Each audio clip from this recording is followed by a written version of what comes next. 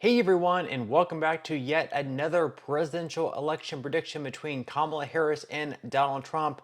And according to the most recent projections, the forecast from Nate Silver back on August 31st, Trump now has a 55.1% chance of winning.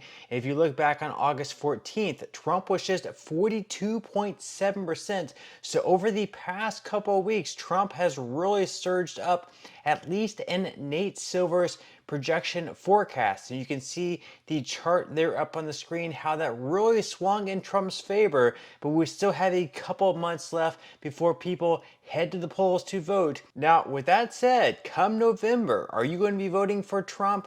Are you going to be voting for Harris? Or are you still undecided or perhaps voting for a third party?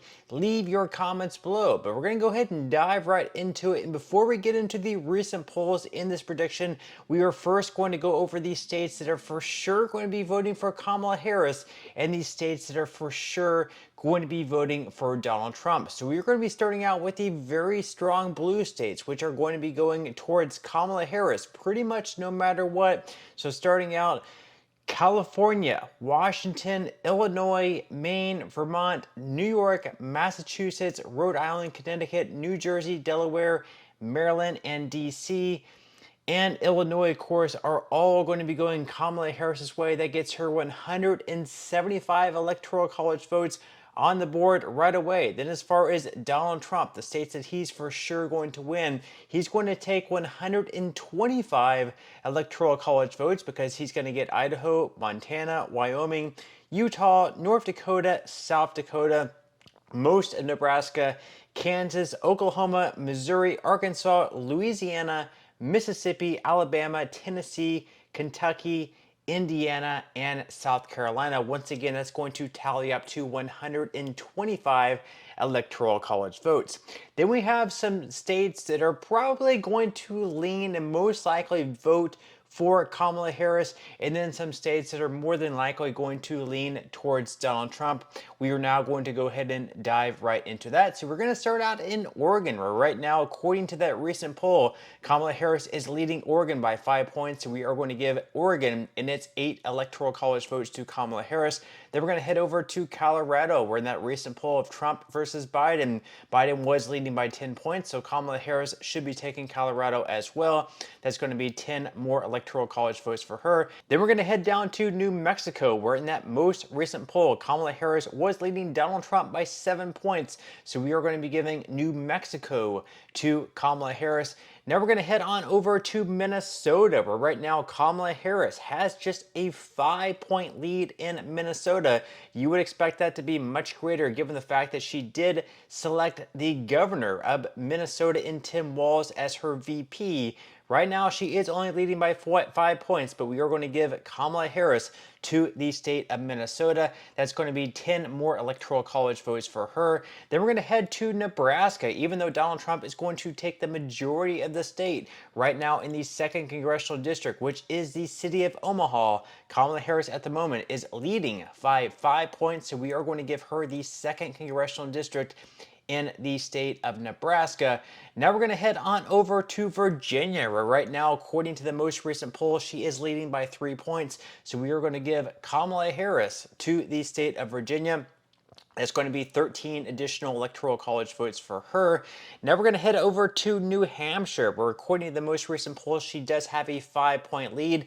New Hampshire is going to be going to Kamala Harris, and that's going to be 4 more electoral college votes for her, bringing her total up to 226. Now we're going to go ahead and head down to Texas, where we're going to be going over some of the states that are more than likely going to vote for Trump. And in Texas, in that most recent poll, Trump does have a 9-point lead, so we are going to be giving Texas to Donald Trump. That's going to be a huge 40 electoral college votes for him there. It's going to be very, very big. Then we're going to head up to Iowa, where in that most recent poll, Trump was leading Biden by 12 points. So Trump should have no problems defeating Kamala Harris in November in the state of Iowa. We're going to give Iowa to Trump. That's 6 more electoral college votes for him. Then we're going to head on over to Ohio, where in that most recent poll, Trump was leading Kamala Harris by 9 points. That's going to be an additional 17 big electoral college votes for him. Donald Trump is going to be taking Ohio. Then as far as Florida goes, right now in the most recent poll, Trump is leading Florida by 7 points. Trump is also going to be taking Florida as well. And then as far as Maine goes, this is another state, much like Nebraska, where it gets broken up by different districts. And in the second congressional district, it typically leans a little bit more conservative. However, according to that most recent poll, Kamala Harris is defeating Donald Trump in the second congressional district in the state of Maine. So we are going to be giving the second congressional district and the entirety of Maine to Kamala Harris. So Kamala Harris is going to be taking the entirety of the 4 electoral college votes in the state of Maine. Now we're going to be going over those battleground states that could really flip either way. They're super, super close and could go either way. But according to the most recent poll in the state of Michigan, right now it is even according to the Trafalgar Group. It is also even according to the ActiveVote poll. And then finally, as far as the Redfield and Wilton strategy poll, Kamala Harris does have a 3-point lead. So we're going to be giving the state of Michigan to Kamala Harris. That is a big win for her. That's going to be 15 more electoral college votes for Kamala Harris, bringing her total up to 242 to Trump's 218. Now we're going to head out west to Wisconsin, where in that most recent poll, Trump is leading by the Trafalgar Group by 1 point. So Donald Trump is going to be going to Wisconsin. That's 10 more electoral college votes for him, bringing his total to 228. Now we're going to head over to Pennsylvania, where in that most recent poll, Trump is leading by 2 points. Trump is also going to be taking Pennsylvania.